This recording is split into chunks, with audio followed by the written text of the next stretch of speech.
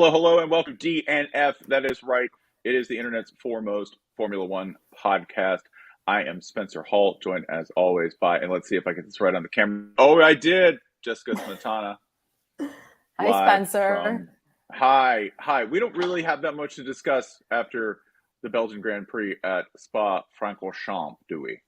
No, not a lot happened since our last episode of DNF in the wider world of Formula One. Also, college football season didn't start, so we are both very well rested.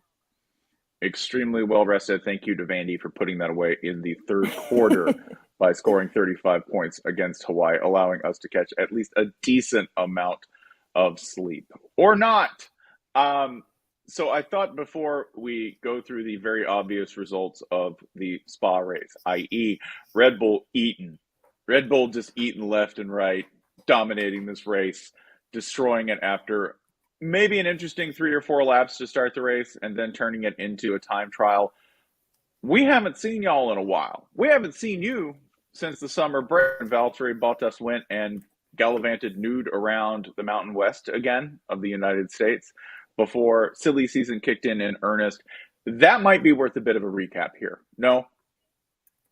Spencer, your internet is cutting in and out, but I did hear you say silly season, so we can get started with that. Where do we begin? So should we start with we talked about the Sebastian Vettel retirement, which kicked off silly season, but then I guess we should talk about what happened after that, which was 4 days after Vettel retired, Fernando Alonso decided he was going to take that seat with Aston Martin. And guess who found out via press release that he was doing that? That would be the team principal of Alpine, Fernando Alonso's current team. Probably not the best way to find out that your driver is leaving, but also from what it sounds like, Fernando Alonso wanted more of a long-term contract with them. He wasn't getting it.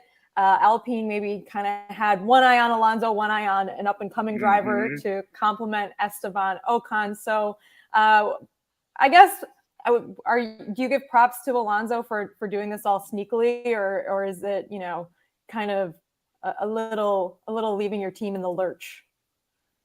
I am all for the labor angle of this, which is I will always root for labor, even if that labor is compensated at an outrageous rate of, $10 million a year to drive in 6th place. I will also say this, that he's 41 and he's still producing. So I get where Alpine wants to go with the general direction of the team. However, I will also state that Alonso has as much of an argument to say, I'm still productive. As you saw today, by the way, with a strong performance.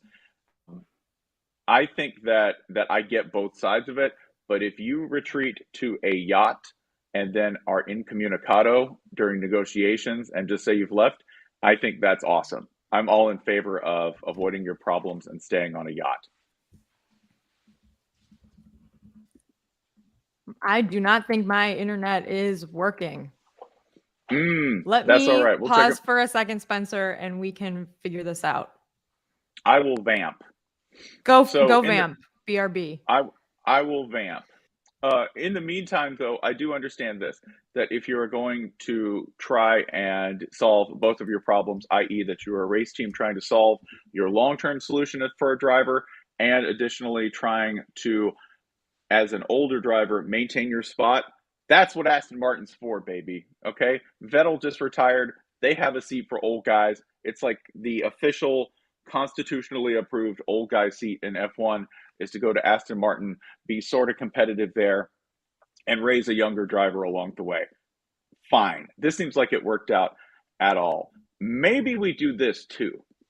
Maybe we talk about how Alpine definitely did not solve their problems afterwards, because Alpine named reserve driver Oscar Piastri to their team. There was one problem with this. That was because Piastri publicly announced that he was not going to drive for Alpine the next year and that he had not signed a contract with them. Piastri, a Formula 3 and Formula 2 champion who has nothing but accolades, coming into the sport backwards and on fire thanks to what is either a contractual misunderstanding or a power play on his part to go to McLaren. McLaren, of course, totally fine at this point because this is a normal sport. set with two outstanding drivers with no problems whatsoever. Or maybe with a driver, Daniel Ricciardo, who suffers from a kind of career ADHD, switching from one team to another, seemingly leaping without looking, ending up at McLaren, and never really coming together there for one reason or another. It's either him, the car, or the marriage between. I'm not really sure which one it was. I will say this: I just wish that Daniel Ricciardo would go ahead and start his career as like the Pat McAfee, the media mogul of F1, somebody everyone likes, who maybe isn't necessarily the most productive player on the field. I just feel like there's some sort of podcast empire waiting to happen there for him. According to an interview at Pre-race, by the way, which I thought was a great piece of interviewing by the F1 crew, Daniel Ricciardo is not ready for that. Daniel Ricciardo still loves racing. The phone has been ringing for Daniel Ricciardo, according to Daniel Ricciardo. So he's still going to get that opportunity. But McLaren, clearly signing by signing Oscar Piastri, they have too declared the direction of their race team for 2023. The chaos isn't quite done at that point, by the way, because of course there is an insane conspiracy theory. Jessica, can you hear me? I can hear you. Which conspiracy theory are we talking about? Yes. Flavio Briatore conspiracy theory, Spencer? Yes, we are talking about my favorite thing, conspiracy theories in F1. This one in particular, the Flavio Briatore conspiracy theory. If you want to take us through that. Okay, so Flavio Briatore is / maybe was, I'm not sure if he still is, Fernando Alonso's manager. He also managed Mark Webber, who is Oscar Piastri's manager. So there's a conspiracy theory that Briatore knew that Alonso would be switching teams and gave Piastri the heads up, and then kind of somehow behind the scenes worked out the timing so that Piastri would be able to, not stick with Alpine, because there was a rumor or maybe a report of this July 31st date that would then make his Alpine contract voided and he would be able to join McLaren. So I'm not sure if you covered all of this while you were vamping, Spencer, but essentially Alpine thinks that since they spent a lot of money on Piastri and put him through like driver simulation school, all this stuff, he was their academy driver, like he should honor their contract regardless. But this will be litigated in the international motorsporting courts. But via this conspiracy theory, Piastri knew all of this, and this was a really calculated move by Alonso via the timing of making the announcement being right after that July 31st date. Now, I have not been a fan of Formula One for very long, Spencer. So Flavio Briatore is a name that doesn't mean a whole lot to me. So I went on his Wikipedia page. That's one of those wiki pages where you look at the subheaders and you're just like, wow, this guy's done a lot of stuff in his life. Can you take us through who this person is? And again, for legal reasons, I'd like to reiterate, we are just repeating what the conspiracy theory is. I'm not saying that any of this is true. Please send all litigation to Spencer Hall of the Shutdown Fullcast. Thank you. This is just me repeating the rumors from the internet. As a fake attorney, I'm more than welcome to this, by the way. Shouts out to everyone in the comments. We do read them as they go, including this one. Any conspiracy involving a man named Flavio is almost certainly true. Blatant anti-Italian bias. I mean, you're right. But if your name is Flavio Briatore and you were involved in both the Benetton company and you are involved in F1, chances are eventually you're going to be convicted or at least charged with something outrageous, in my opinion. Flavio Briatore, by the way, part of the Benetton scandal. You should know, by the way, that in addition to like all of this kind of stuff, the Benetton company at one point, I believe, helped manage Italy's roads. Like they had a contract to manage Italy's roads. So the same people who were making sort of pastel sweatshirts at one point were also under contract to help manage Italy's bridges.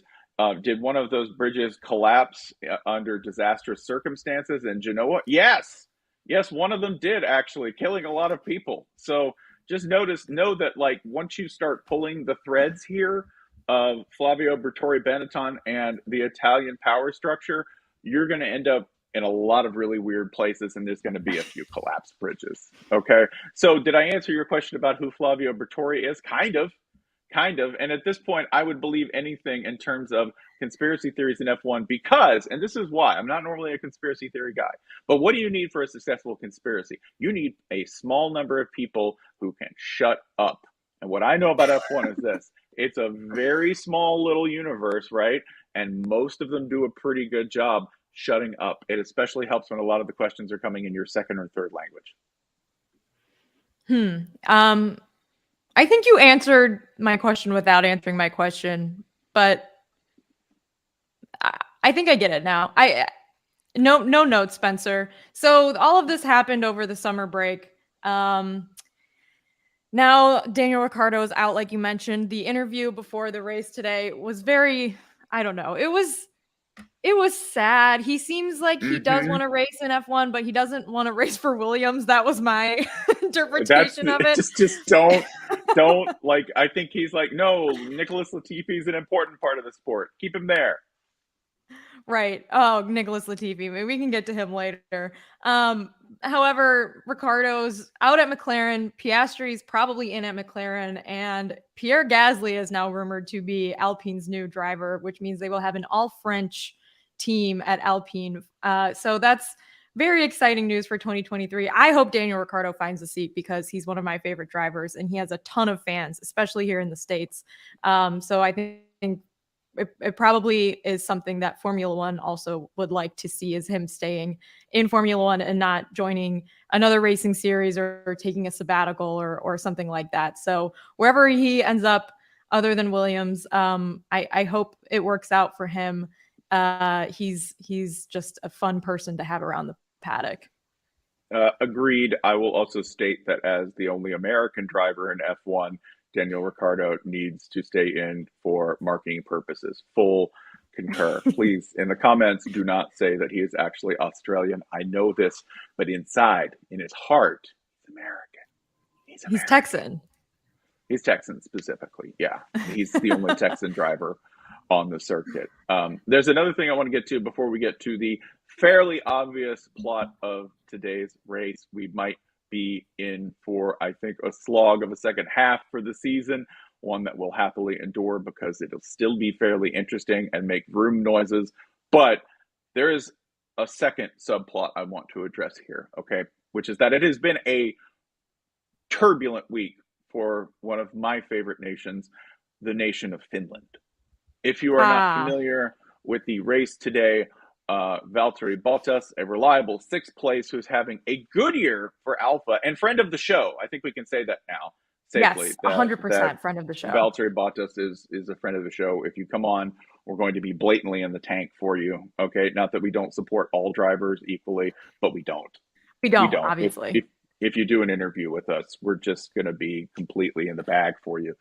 Valtteri had a rough day as he was spun out by the reliably chaotic Nicholas Latifi. Valtteri did a phenomenal job trying to avoid contact with the Williams sliding across the track, but nonetheless spun out and off track into the pebbles, off and out of the race early on. That's bad. That's bad. We like to see Valtteri race. We like to see him get out of the first portion of the race and continue his now broken streak of maintaining race integrity. However, that's not the story that I think Finland has been in the press for most. Jessica, tell me a little bit about Finland's prime minister. So, Spencer, I can only tell you what I've seen in the headlines the last couple of weeks, which was that a video surfaced of the Finnish prime minister dancing with her friends at a party that was at the prime minister's home. So, you know, her government housing, I guess you could say. And there was a widespread controversy about that because I guess you're not supposed to like look like you're having fun if you're also the leader of a government. And then I think she took a drug test to try to say like, hey, I was just like having fun with my friends. There's nothing like illegal going on here. Everyone needs to tone it down. But then a photo came out of friends of hers at the same, the same house as it's like their White House, I guess. And they were topless and kissing on camera. And Yes. this kind of re-sparked controversy because, you know, maybe she could have weathered the initial dancing video, but then like when the Hmm. second thing came out, everyone was like, okay, now there's just way too much fun being had here. So what's actually going on? So I saw she gave a very tearful interview talking about how there's, you know, a double standard placed on her, and she's just trying to like, you know, keep cool under very high pressure times and such. And Spencer, Finland looks like a fun place is all I can say about this. Like it Yes. just seemed, I mean, I know that people are not cool with this, but like some people are. And those Yeah. people seem like they are the Valtteri Bottases of the world. So I want you to contrast the previous image of Finland, which is this: a wooded, frigid place filled with caribou, reindeer, and people who don't like to talk. That's it. Like famously, Kimi Räikkönen was famous for saying 3 words when you really needed about 30 minimum to explain the situation, and Kimi would simply say 4 and get away with it because Finns famously do not enjoy conversation. However, this is a bold rebranding. This is somebody who's, you know, in their late 30s and has beers and parties. Someone on Twitter I saw said, "Why is Finland's prime minister forced to apologize for being cool?" That's it. Every week she's forced to apologize for rocking. Why not? This is my, like, I am totally in favor at all times of the leaders of countries doing this. Was I a Boris Yeltsin fan? Only in the respect that I enjoyed sometimes watching a world leader order pizza on the White House lawn at 3 in the morning. This brought joy to me. Okay. Is it a responsible mode of leadership? For nuclear power, no. For Finland, I don't know. Like, Finland's probably got a wider margin of error for those kind of things, right? You're not going to get drunk and press the button because you don't have nukes. I'm okay with this. Okay. What I'm saying is that there are turbulent times in Finland, and we need to stand by the cultural, like, standard bearers, which are Sanna Marin, the prime minister who parties, and Valtteri Bottas, the man who sells his butt for charity. That, to me, is what we need to remember about the nation of Finland. I believe that Jessica is rebooting yet again as the Miami internet is not cooperating. I will go ahead and proceed with some of the more brute details, some less important notes than Valtteri Bottas not finishing the race. I will start with this: that the first part of the race was marked by an incident between Lewis Hamilton and Fernando Alonso, the KG veteran that we discussed in contract terms. He is just as KG on the track, still being competitive at the age of, I believe, 41 at this point. 41 years young is Fernando Alonso. This incident, by the way, one car coming over to another, a sloppy move by Hamilton. I don't know how shook Lewis Hamilton is by this season that he made what I thought was a fairly careless move here, and that somehow Fernando Alonso is not to blame here in a collision between the two. Yeah, I was sort of stunned by this, as I was by the suddenness of it, especially because it looked like Mercedes was going to continue to sort of improve as a team and finish, you know, top 5, maybe both of them finishing top 5, maybe grabbing another podium. That was not the outcome here, thanks to a fairly, like, I thought, irresponsible move by a driver who was anything but. Spencer, I have to give credit to you for vamping almost this entire episode, as my brand new Metal computer has decided to not work with the website that we used to record this. But I did just get a message as it crapped out on me for the 4th time that said something went wrong, but it's not your fault. And I think that is probably what Alfa Romeo's team principal said to Valtteri Bottas after lap 2 today. I agree. Valtteri and your computer both. It is not your fault today, Jessica, but you're going to prevail, and we're going to get through this. I was talking about Lewis Hamilton's careless move against Fernando Alonso. Look, he owned up to it. He owned up to it, Spencer. Mm-hmm. What more can you say for a driver who does something stupid and then says, it was my fault, he was in my blind spot? I mean, that part, maybe that was a stretch. Did he know Fernando was there? Probably. Maybe he didn't know he was on that side of him. I don't know. I wasn't there, but he did own up to it. He said it was his mistake.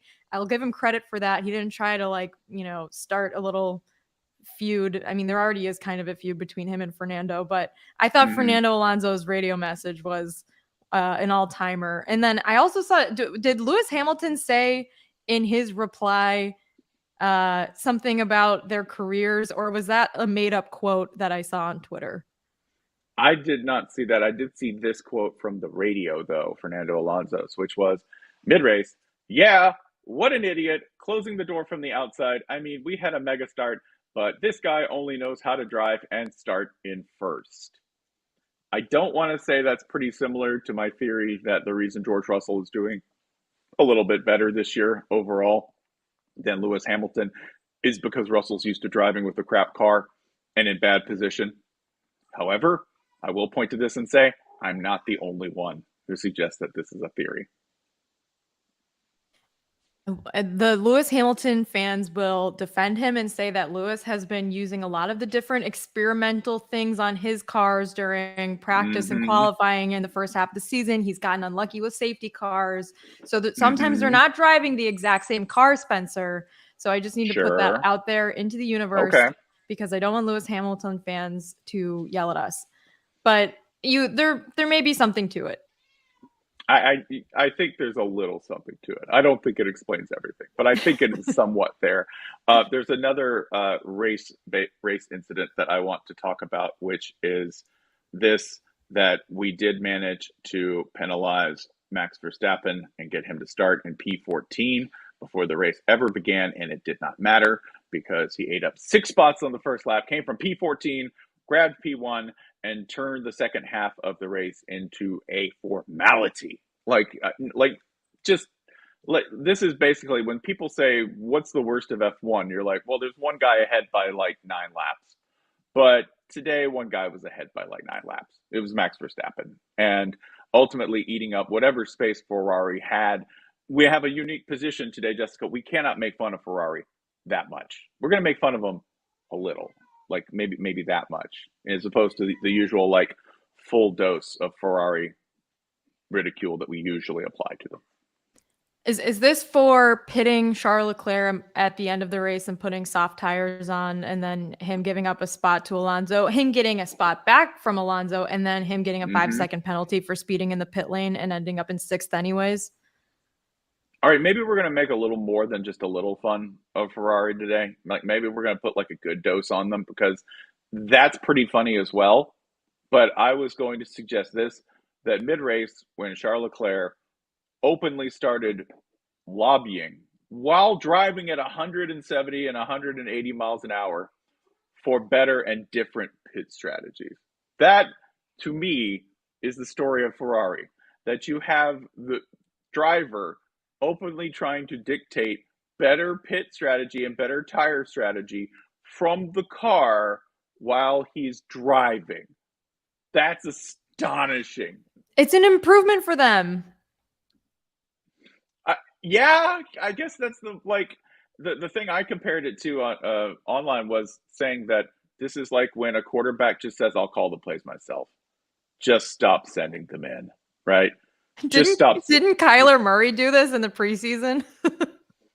Kyler Murray was forced to go the other way, right? They made him call plays as offensive coordinator to show that it wasn't as easy. This is like when we decided to go, and it was gentle and it was subtle, which is a lot like when LeBron just waves off the coach, whoever the coach that he's hired is, right? It's whenever, he starts to send in signals and he goes, "Nah, I got this. It's fine. You can sit down, Ty Lue, Frank Vogel, whoever it is. I'll just go ahead and call the plays." That's what Charles Leclerc, we've been joking that he needs to do that for a while, and then he just started doing it mid-race. So next race, just call it. Don't even wait for them to do it. Just insist on it yourself. Because in case Leclerc hasn't had a rough enough year, he spent this race doing that and then suffering the minor but laughable debacle that he suffered on the final lap, which again really didn't matter, but it's just classic Ferrari that they get to the end of the race and we go, they haven't done anything else embarrassing, and then they do that. Do we have anyone else we want to mention in this race, which yes, did finish with Verstappen, Checo in second, Red Bull absolutely dominating, Carlos Sainz falling to third due to lack of pace. If you want to make a little more fun of Ferrari, you can say, hey, You didn't quite account for the warmer temperatures at Spa. I'm not going to blame them for that because the idea of a full sun race at Spa with zero rain is beyond me, but somehow that's what we got. Let's see. Who finished in fourth? Jessica, can you figure out who finished in fourth? The best lad. George Russell best finished in fourth. Yeah, that's unusual because every week we manage to issue the lad of the week. And I just want to say this, that all I want to do, George Russell, is take you out. We're going to take you to a store. Perhaps we'll take you to a Tesco. You're British. You all love Tesco. And I will take you to that Tesco. And I shall buy you a pudding for holding the Mercedes standard high after Lewis Hamilton, the greatest race car driver of all time, whatever. Proud Brit. Guy who owns a bulldog. I will take you to Tesco and I will buy you the largest pudding they have, the sweetest pudding they have, for being such an exceptional lad today and finishing fourth. That's nearly a podium. Nearly a podium. Who saves the Queen? God, with the help of George Russell. The lad of the day again is George Russell. Thank you. Sorry, I have to get that out of my system every week, or it just doesn't work. Good production qualities too. I caught every other word of God Save the Queen and you yelling Tesco, pudding, and best lad. That's all I do every single week is provide quality to this program. We will take questions from the listeners and viewers. If you're watching on YouTube, we will address those if you have them as best we can.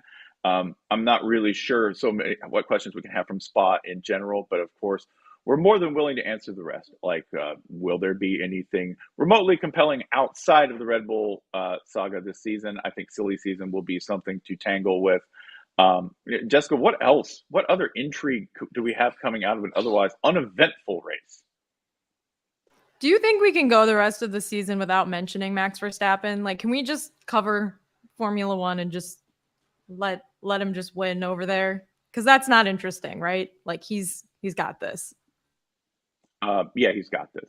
He's got this. So we can just, what we can do? We can do what we do in a lot of other sports when there's just a foregone conclusion and there's no playoff. We can just say, right, like for a long time in the EPL, we just say, Manchester United's got this.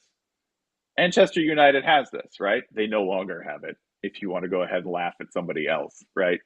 Interesting comparison, by the way. One of the organizations that Toto Wolff said he studied to prevent a decline at Mercedes was the case of Manchester United. So if you want to just double up, if you're an EPL fan who hates Manchester United, you can double up on that as well.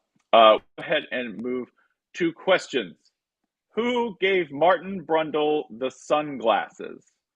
Who gave Martin Brundle the sunglasses? I'm going to go ahead and suggest that if this is Belgium, he received those sunglasses as a gift from our most famous Belgian. And yes, I'm going to the obvious choice, Jean-Claude Van Damme. Jean-Claude Van Damme, who I'm not even sure if he was in attendance. I just assume that Jean-Claude Van Damme's job when you get to Belgium is to teach you how to do the splits and hand you a beautiful pair of men's sunglasses. So that's who gave them the sunglasses. Jessica can hear me from time to time, I understand. She will wave. I will go ahead and continue reading the questions. Jessica, if you have anything you would like to add to this, just, chime in as best you can, since we're doing this via semaphore. No, this is exciting. This is great that we're having a technical failure doing this podcast after we've made fun of Ferrari all season for their various failures. It's kind of karma if you think about it that way. I'm also now wondering if this MacBook was made in Ferrari's factory because of its inability to it's like so close to being we're almost there and then it just stops working again.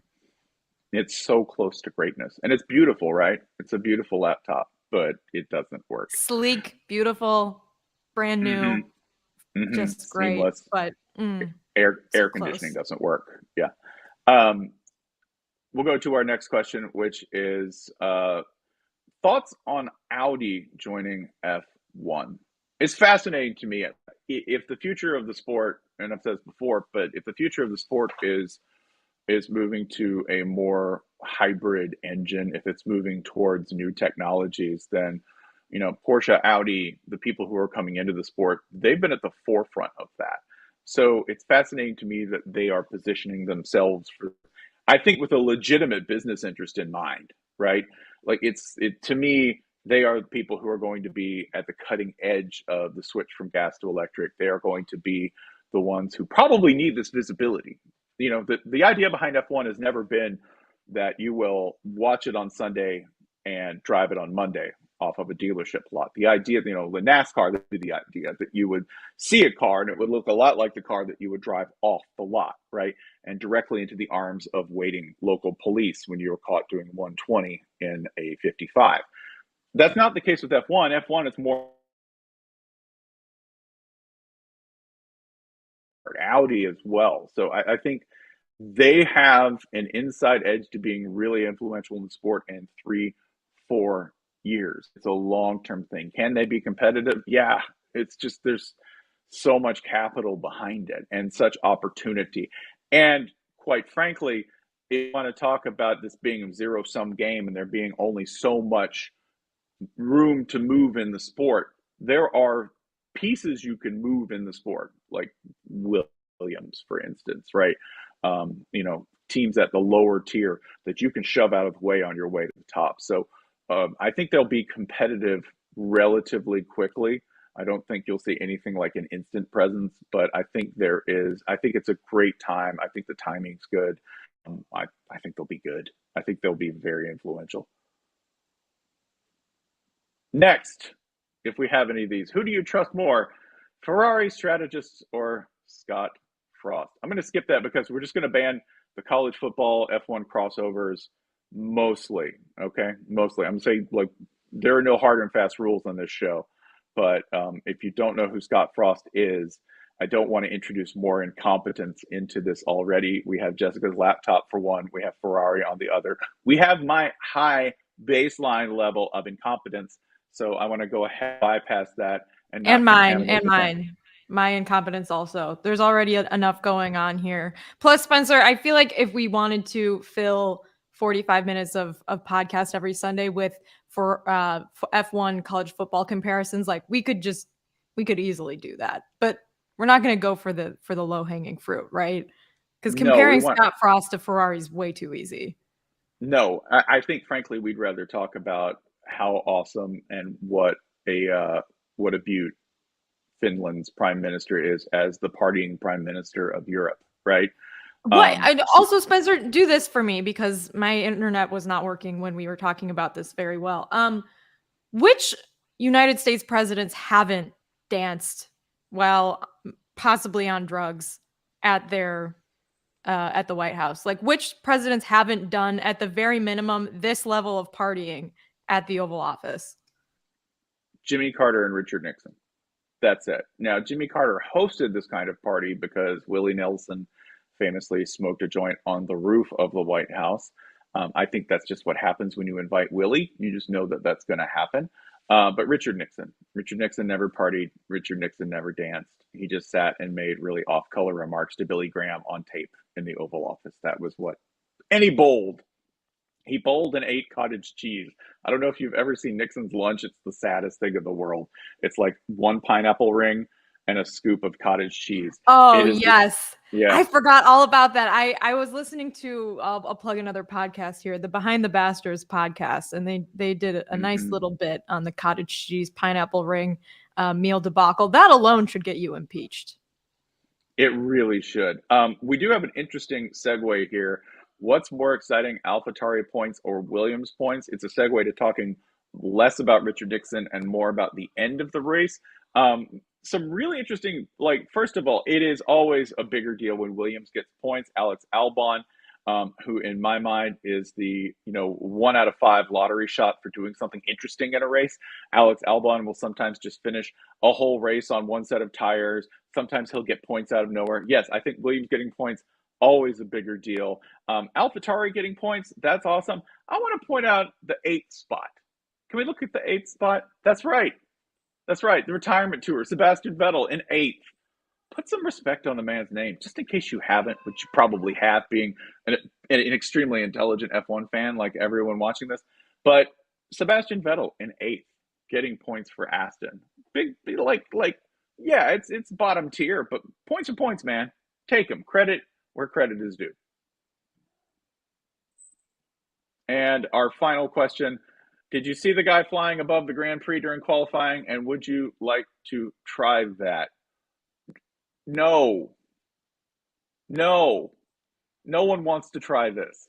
No one. You say you do, and then you're in the middle of it, and you decide what a bad idea it is. I want you to think about the last time maybe you decided to try something you were uncomfortable with, which Eleanor Roosevelt, I can tell, was wealthy and privileged, because one time she said, you should do something once a day that scares the hell out of you, right? Do something that scares the hell out of you once a day. That's how I know you're rich. That's how I know that you don't really have to worry about consequences in life, okay? Because if you're the kind of person who says, yeah, I'd like to try the flying, wingsuit, jet engine, jetpack thing guy. No, you don't. You know why? Because it's terrifying. Think about the last time you tried to go do like a yoga class and you're sweating and you're going, man, this is nowhere near as fun as I thought it would be. Okay, cool. That's a yoga class. A jetpack is like levels above that. Do you want to poop yourself in the air? You need equally as much core strength, though, Spencer. Oh, yeah. Yeah, no. Like, I think maybe we've hit on something here. Avoid things that require core strength, okay? If evolution wanted you to have core strength, they wouldn't have made you a soft, modern person, right? That's it. Avoid things that require core strength. Playing quarterback, driving an F1 car, which only sounds fun in theory until you're doing donuts trying to get it out of the garage, right? And flying wingsuit. Don't do that. This has been DNF. We are going to be back. Where are we at next week? Oh, are we going to Italy? We're going to Italy, I believe, next week. I think we're going to the Netherlands next week. Zandvoort. Do we have to? Like, do we have to go to Holland? But then we get to go to Italy after that. I mean, I want to go to Italy. Like, I'm going to be real honest. Zandvoort's cool. Zandvoort has an awesome name. Dutch fans, they're enthusiastic, if somewhat chaotic. I just want to skip to Italy because, Italy. We get to see Ferrari, and we get to see Ferrari in front of their own fans. And then we get to see their own fans go, "What are you doing?" in person, as opposed to like another coronation ceremony for Max Verstappen, which, I can watch for entertainment's sake. I don't know if Jessica can. Either way, we're going to trade out Jess's laptop to get something that works. We're going to make sure that the Red Bull team examines the engineering, not the Ferrari one this time. We will see you for Zandvoort, and thank you for watching. Au revoir. I need a technical upgrade.